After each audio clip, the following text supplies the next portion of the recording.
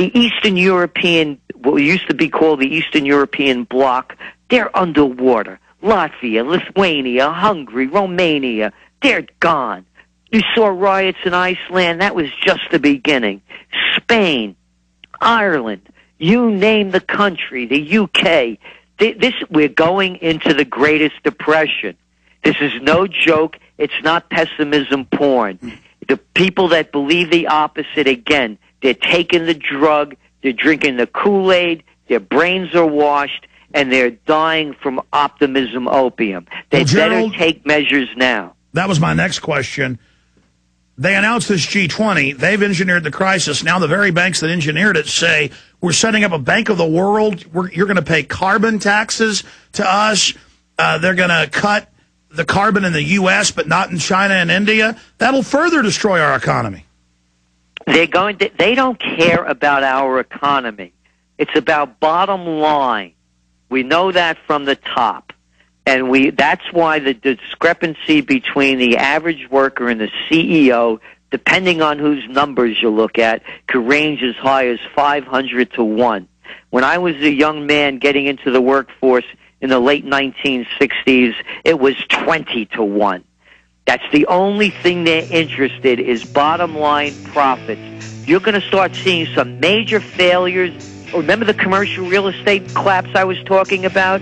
It's starting to happen. Let's talk about that in the final segment with Gerald Celente. Friendsresearch.com is the website. Put it up on screen for folks during the break watching at prisonplanet.tv. I'm Alex Jones, Infowars.com. It's sundown on the Union. I can see the day coming when even your home garden is gonna be against the law. And they're now trying to make home gardens in places like Tulsa, Oklahoma, illegal. It is happening. This government is totally tyrannical. I want to get into home prices plunging. You've said years ago, in 97, it would then be real estate. Mr. Celente, we got to have you back up as things intensify and accelerate. We always appreciate your monthly visit with us as a regular guest. But I wanted to get into what you talked about on Russian TV. We haven't talked about that yet. You're saying we now, in your own words, need a revolution. Why? And what should that revolution look like against this fascism? Well, we're asking for an intellectual revolution, and that's the only thing that we can see changing this in the terms that the systems are totally corrupt. We have a two-headed one-party system.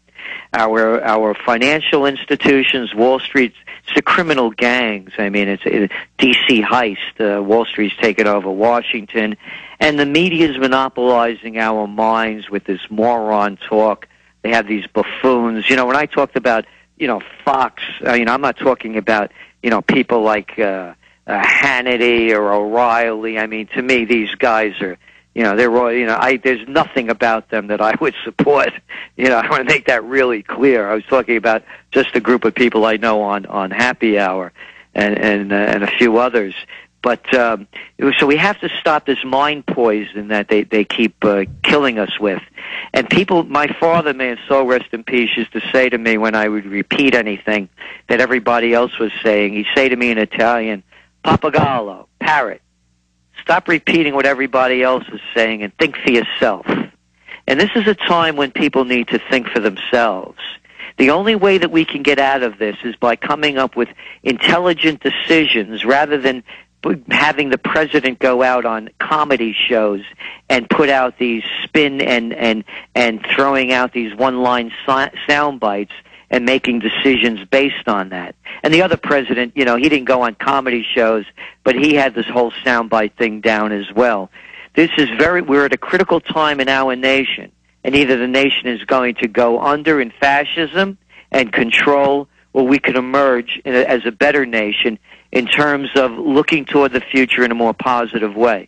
And in saying that, by the way, one of the things, as you know, we have said, is that the only thing that could get us out of the financial crisis is a productive capacity. You're hearing now more and more again about coal fusion, which a lot of people believe that was suppressed by the big energy companies. And there's going to be an alternative energy, and people should start looking in those directions for opportunities as well. So in talking about an intellectual revolution, these are the kind of things that we're talking about.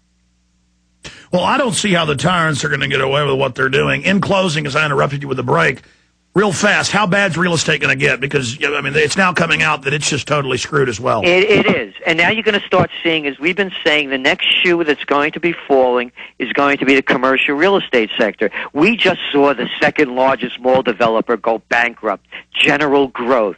I love it. Bad year for generals, isn't it? General Motors, General Growth. How about, General Malaise?